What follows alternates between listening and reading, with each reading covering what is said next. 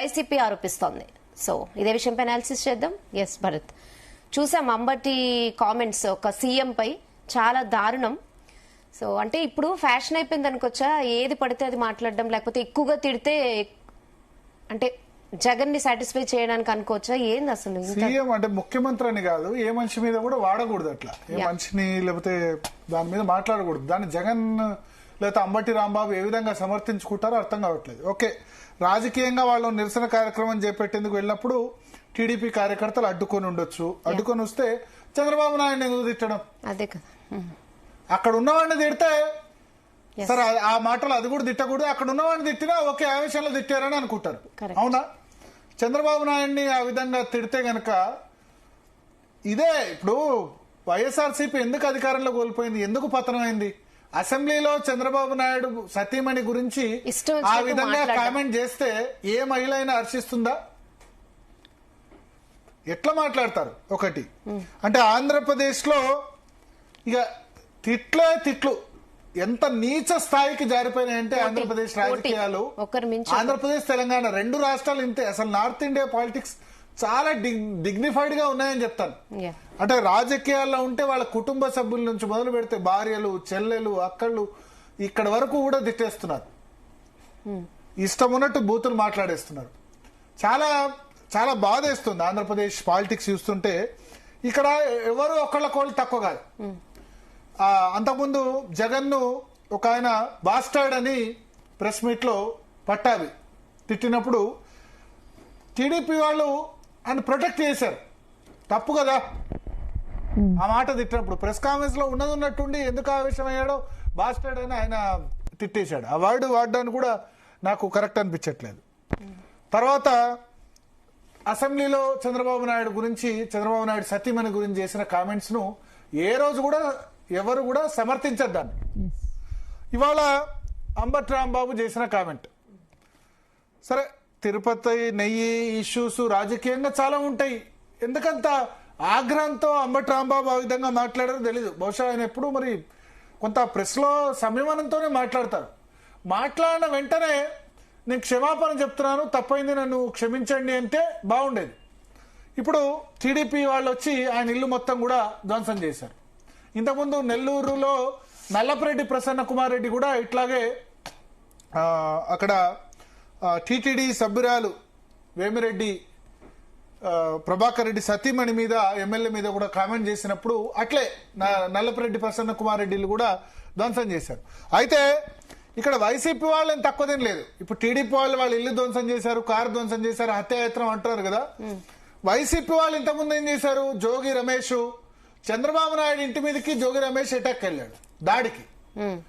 చంద్రబాబు నాయుడు ఇంటి మీదకి కరకట్టలో ఉండవల్లి దగ్గర పట్టాభి మాట్లాడితే పట్టాభి ఇంటి మీద అటాక్ చేసిన అర్థం ఉంది. చంద్రబాబు నాయుడు ఇంటి మీద అటాక్ పాల్పడడంతో పాటు మంగళగిరిలో టీడీపీ కార్యాలయం మొత్తం ధ్వంసం చేశారు పట్టాభి మాట్లాడినప్పుడు.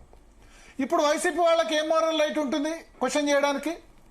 పట్టాభి తిట్టినప్పుడు మీరు కామ్గా ఉండి చట్టపరంగా చర్యలు తీసుకుంటే అయిపోయేది. పట్టాభి తిడితే చంద్రబాబు నాయుడు ఇంటికి జోగి రమేష్ దాడికి వెళ్తాడు, మంగళగిరి టీడీపీ కార్యాలయం మొత్తం అటాక్ చేసేస్తారు. ఇప్పుడు వాళ్ళు ఏమంటారు? మీరు మమ్మల్ని తిట్టినప్పుడు అటాక్ చేయలేదా అని వాళ్ళు అంటారా అనరా? తర్వాత ఆ అటాక్ చేసిన జోగి రమేష్ కి జగన్ మంత్రి పదవి ఇచ్చేశాడు ఏకంగా. అంటే ఎంత ఎక్కువ బూతులు తిడితే అంత ఎక్కువ ఎంకరేజ్ చేయడం. కొడాలి నాని ఎంత ఎక్కువ తిడితే అంత ఎంకరేజ్.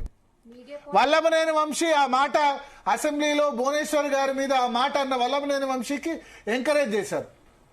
మీరు అప్పుడే డిస్కరేజ్ చేసి ఉంటే ఏమై ఉండేది? జగన్ తప్పు అని ఒక్కసారైనా బయటకు వచ్చి ఖండించారా?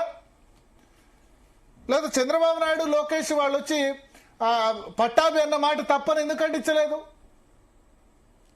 జరగట్లేదు. మొన్న ఒక టీడీపీ ఒక మంచి పని చేసింది. జగన్ సతీమణి భారతి గురించి ఎవరో కామెంట్ ఇష్టమన్నట్టు పెడితే వాళ్ళ కార్యకర్త అయినా అరెస్ట్ చేసింది. ఇప్పటికీ నేను చూస్తాను చాలా దారుణం. వైఎస్ఆర్సీపీ అధికార ప్రతినిధి శ్యామల గురించి చాలా దారుణంగా పోస్టులు పెడతారు. రోజా గురించి చాలా దారుణంగా టీడీపీ వాళ్ళు పోస్టులు పెడతారు. ఆమె కూడా అట్లానే మాట్లాడతారు అంటే చెప్తున్నా. సో మాట్లాడినంత మాత్రాన ఇష్టమైనట్టు బూతులు తిట్టాల్సిన అవసరం లేదా?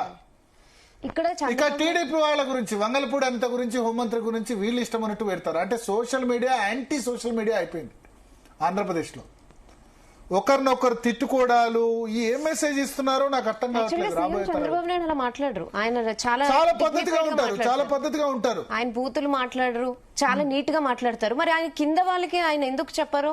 ఇప్పుడు అంబటి రాంబాబు ఇంటి మీద ఒకటి తెలుగుదేశం పార్టీ కూడా హుందాగా వ్యవహరించుంటే బాగుండేది. ఆ చెప్పు చూపించారు, అక్కడ వరకు ఇల్లు ధ్వంసం చేశారు. ఇప్పుడు ఏమైంది, టిట్ ఫర్ టాట్ అన్నట్టు అయింది కదా. ఇప్పుడు మీరు మంగళగిరి పార్టీ ఆఫీస్ లో అప్పుడు పట్టాభిని అన్నప్పుడు మంగళగిరి పార్టీ ఆఫీస్ ధ్వంసం చేస్తే మేము చేసాం అన్నట్టు ఒక అడుగు వెనక్కి తగ్గి మేము హుందాగా ఉన్నాం అని అంబటి రాంబాబుని అరెస్ట్ చేసి ఉంటే వేరే విధంగా ఉండేది. కానీ ఏమంటారు, వాళ్ళు మా కార్యకర్తలు ఆగ్రహం వ్యక్తం చేశారు. కార్యకర్తలు ఎంత ఆగ్రహం వ్యక్తం చేసినా హైకమాండ్ నుంచి గ్రీన్ సిగ్నల్ లేకపోతే ఇవన్నీ కూడా పాసిబుల్ కాదు. బట్ ఒకటి వాస్తవం, ఆంధ్రప్రదేశ్ లో ఈ తిట్లు బూతులు ఇవన్నీ చాలా శృతి మించిపోయినాయి. వీళ్ళు రాష్ట్రం గురించి పాటుపడడం కంటే అయితే ఉంటే వైసీపీలో ఉండాలి, లేకపోతే టీడీపీ కూటమిలో ఉండాలి, ఇంకా థర్డ్ లేదు. మధ్యలో అటు ఇటు మధ్య మార్గంగా ఉన్న వాళ్ళు, న్యూట్రల్ గా ఉండే వాళ్ళు నాకు కనిపించట్లేదు. న్యూట్రల్ గా ఉండే పబ్లిక్ కనీసం 15% 20% ఉన్న పరిస్థితి, కులాల వారీగా విడిపోయిన పరిస్థితి పూర్తిగా. ఈ పాలిటిక్స్ చూస్తే చాలా అసహ్యం వేస్తుంది. ఏదేమైనా ఈ వ్యవహారంలో అంబటి రాంబాబు వెంటనే ఇమీడియట్ గా క్షమాపణ చెప్పాల్సి ఉండే. నేను తప్పన్నాను, తప్పైంది. ఆయనకి ఎందుకు ఆవేశం వచ్చిందో, బహుశా కారు మీద అటాక్ చేసినందుకు ఆవేశం వచ్చిందేమో. కానీ దాన్ని చంద్రబాబు నాయుడు తిడితే ఎట్లా? అప్పటిదప్పుడు గుంటూరులో ఏదో ఫ్లెక్సీలో దించేందుకు పోతే అక్కడ కార్యకర్తలు కారుకి అడ్డుపడ్డారు. కానీ మీరు చేసిన అటాక్ లేదా? మీ జగన్ జోగి రమేష్ కు మంత్రి పదవి ఇవ్వకపోతే బాగుండేది, జగన్ కొడాలి నాని ఎంకరేజ్ చేయకపోతే బాగుండేది, జగన్ వల్లభనేని వంశీని ఎంకరేజ్ చేయకపోతే బాగుండేది. సరే, పేరు నాని బూతులు తిట్టినట్టు ఎప్పుడు లేదు, ఆయన కూడా సరే పవన్ కళ్యాణ్ వాళ్ళని అన్నట్లేరు, బట్ బూతులు వాడలేదు, పద్ధతిగానే మాట్లాడినట్టు నేను అనుకుంటా. ఈ బూతులు తిట్టే వాళ్ళని ఆ పార్టీ అధినేత ఈ పార్టీ అధినేత వెనకేసుకొస్తే పట్టాభిని ఎందుకు చంద్రబాబు నాయుడు వెనకేసుకొచ్చారు అర్థం కాలేదు ఆ విధంగా మాట్లాడినప్పుడు. తర్వాత సోషల్ మీడియాలో జగన్ సతీమణి గురించి మాట్లాడిన వాళ్ళు ఒక్కరిని అరెస్ట్ చేశామంటారు, కానీ రోజు రాస్తున్నారే. ఆర్య శ్యామల గురించి, రోజా గురించి రోజు రాస్తున్న వాళ్ళు అరెస్ట్ చేయండి. సో ఇది ఏమైతుందంటే రేపు ఇప్పుడు కాదు 10 సంవత్సరాల తర్వాత, జగన్ కు వయసు ఎంత, 50 ఏళ్ళ లోపే, ఇంకో 10-15 ఏళ్ల తర్వాత ఆయన అధికారంలోకి వస్తే ఆయన ఇదే చేస్తాడు. నెక్స్ట్ ఎలక్షన్ లోనే రాడు. మీ ఉద్దేశం రాడా? ఎప్పటికి రాడా?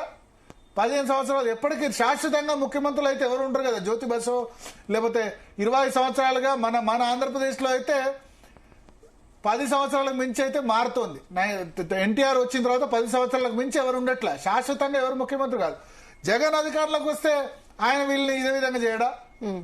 సో అయిపోతుంది. ఇంకోటి, కార్యకర్తలు కూడా ఈ విధంగా రెచ్చిపోవడం కరెక్ట్ కాదు. ఇక్కడ నాట్ జస్టిఫైబుల్. ఎట్టి పరిస్థితిలో కూడా అంబటి రాంబాబు ఏదైతే మాట్లాడారో అది ఏమాత్రం జస్టిఫై కాదు.